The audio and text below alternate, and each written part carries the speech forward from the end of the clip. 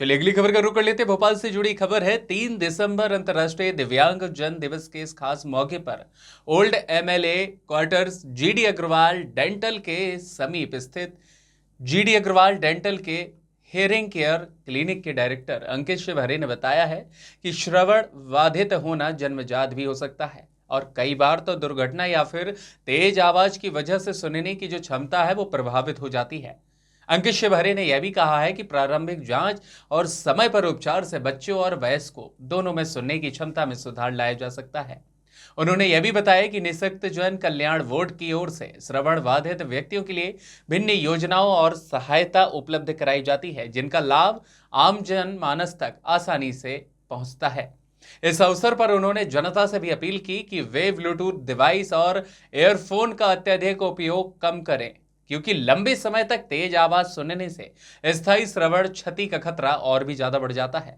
उन्होंने अभिभावकों को भी सलाह दी है कि बच्चों को तेज आवाज वाले वातावरण से बचाएं, ताकि भविष्य में सुनने की समस्या उन्हें ना हो। म्यूजिक होता है उसके बारे में क्या? सर होता क्या है ना, देखिए जो हमारा जो सामान्य श्रवण क्षमता होती है वो 0 to 20 to 25 डेसिबल होती है। अगर इससे ज़्यादा अगर हम आवाज़ कानों को देते हैं तो डेफिनेटली आपको हियरिंग लॉस होता है। जी। आजकल शादियों में होता है, बोले साहब हमने रात में शादी में डांस किया, अभी बड़ी दिक्कत हुई, कान में आवाज़ नहीं आ रही है, सन आवाज़ आ रही है, तो बहुत सारे ऐसे मतलब केसेस रहते हैं जिससे दिक्कत बढ़ती है। तो दिक्कत बढ़े नहीं तो old MLA quarters B55 at near doctor GD Agarwal dental clinic आप पिछले 7 सालों से एक सक्सेसफुली संचालित कर रहे हैं हियरिंग केयर सेंटर क्लिनिक। तो उम्मीद करें कि लोगों को आपने जिस तरह से एक श्रवण बाधित लोग हैं जिनको दिक्कत है सुनने में, उनको आपने बहुत अप्रोचेबल बनाया है। उम्मीद करें कि इस अंतर्राष्ट्रीय दिव्यांग जीवन पर हम श्रवण बाधित लोगों को भी एक बेहतर सुनने की क्षमता प्रदान करें। बिल्कुल सर, और मैं यही चाहूंगा कि जब जरूरत हो तभी आप हेडफोन इस्तेमाल करें, जब जरूरत है तब आप शादी में लाउड साउंड में भी जाएं, अन्यथा सर तेज आवाजों से बचें। यही मेरा सबसे ये और तेज आवाज में बचे और कोई दिक्कत है तो फौरन किसी स्पेशलिस्ट से संपर्क करें। हाँ, तुरंत आप ईएनटी से मिले, तुरंत अगर नहीं है ऑडियोलॉजिस्ट से मिले। अगर आपको सुविधा नहीं मिल पा रही है अपने जिला स्तर पे, डिस्ट्रिक्ट हॉस्पिटल पे भी मिल सकते हैं, सुविधाएं बहुत सारी हैं, उस चीज का लाभ ले सकते हैं आप। Thank you. ओके सर, धन्यवाद आपको। 70 अंतर्राष्ट्रीय दिव्यांग जन दिवस कहा जाता है कि मनुष्य की जो नैसर्गिक प्रतिभा है उसके लिए आँख, कान, नाक जो कहने में एक टर्म आता है वो बहुत जरूरी रहता है। संसार है, संगीत है, तो उसके लिए कान होना बहुत जरूरी है। लेकिन दिव्यांगजन कहा जाए जिनके कुछ लोगों के बाई बर्थ होता है और कुछ लोगों के बाद में एक्सीडेंटल्स होता है, सुनने का एक श्रवण करने की जो क्षमता होती है उससे बाधित होते हैं दिव्यांगजन। We have with us mister Ankit Shivhare, audiologist and speech therapist, hearing care clinic for the past 8 years conducting a successful clinic at MLA quarters near GD Agrawal Dental Hospital Bhopal.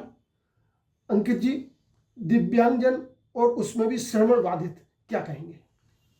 सबसे पहले तो आज 3 दिसंबर है, विश्व विकलांगता दिवस, विश्व श्रवण दिवस। हम इसको किसी भी तरीके से मान सकते हैं। सुनाई देने में जो कठिनाई होती है आजकल कई तरीके की हो रही है, तो मेरा सभी लोगों से यही कहना है कि विश्व विकलांगता दिवस में हम एक श्रवण को भी शामिल करते हैं और सुनना भी उतना ही ज़रूरी है जितना आपका आंखों से दिखना। तो सुनाई देने में कई तरीके की कठिनाइयाँ होती हैं। कई पेशेंट ऐसे होते हैं, कई बच्चे ऐसे होते हैं कि जो जन्मजात मूक बधिर होते हैं, तो उनका भी आजकल सरकार की माध्यम से, सरकारी संस्थाओं के माध्यम से किस तरह की कैटेगरी ये सुनने में श्रवण क्षमता में बाधित लोगों को दिव्यांगजन बनाती है? सर देखिए क्या होता है कि सबसे पहले जो कई तरीके के पेशेंट्स हम मेरे पास अभी सामने आते हैं। कई जो जन्मजात होते हैं, जो सुन नहीं पाते हैं, वो बोल नहीं पाते हैं, या हम यूँ कह सकते हैं जो बोल नहीं पाते वो सुन नहीं पाते। कई ऐसे होते हैं एक्सीडेंटल केसेस होते हैं, ट्रॉमा का पेशेंट होता है तो उसको सुनने में दिक्कत होती है। कई पेशेंट ऐसे आते हैं कि जो एज रिलेटेड होते हैं, प्रेसबाइक्यूसिस हम जिनको कहते हैं, तो उनका भी उपचार आजकल बहुत हद तक संभव है। जैसे संभव इसलिए भी हो पाया है कि जिस तरह से एक मेडिकल एडवांसमेंट हुआ है जी, हर फील्ड में हुआ, मेडिकल क्षेत्र में तो बहुत विशेष रूप से।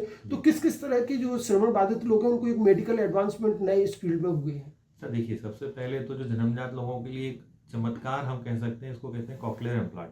ओके। तो जो छोटे बच्चे होते हैं उनकी 0 से 5 ईयर वालों को हम चिन्हांकित करके उनके टेस्ट करा के जो भी ज़रूरत के टेस्ट हैं हम उनको कॉकलियर इम्प्लांट प्रोवाइड कराते हैं। अगर कोई अडल्ट है, कोई बड़े हैं, तो उनको कानों की मशीन से, कान की मशीन भी कई तरीके की होती हैं, उससे भी हम उनको लाभ पहुंचा सकते हैं। जी।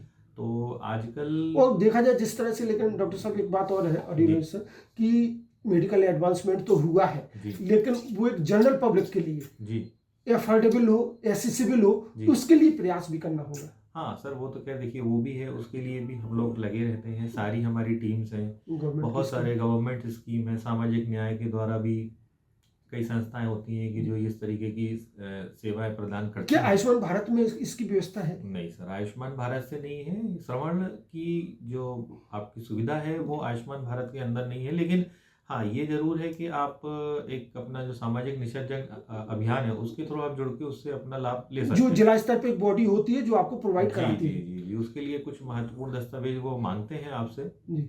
वहाँ का ऑडियोलॉजिस्ट आप दें, वो आपकी जांच करेंगे और आपको उस चीज़ का लाभ देंगे। और चूंकि दिव्यांगता आपने बताया जैसे जन्मजात होती है, एक्सीडेंटल भी होती है, और आजकल जो श्रवण बाधित थे लोग 24 आवर्स कहा जाए, जी। कान में जो एक ईयर पेड लगाने के बाद सुनते रहते हैं, उससे कितनी श्रवण बाधित क्षमता बाधित सर वही पेशेंट ही आजकल सबसे ज़्यादा मार्केट में, सबसे ज़्यादा लोगों के सामने यही आ रहा है।